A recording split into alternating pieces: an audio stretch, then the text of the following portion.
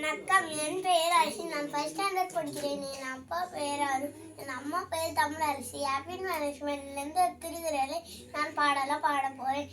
புறம் தூய்மை நீரானமையும் அகம் தூய்மை வான்மையால் காணப்படும். புறம் தூய்மை நீரானமையும் அகம் தூய்மை வான்மையால் காணப்படும். அமையும் புறம் தூய்மையை அழைச்சாலும் மாற்றலாம். காணப்படும் அகம் தூய்மையே கலகமான மாறுமா?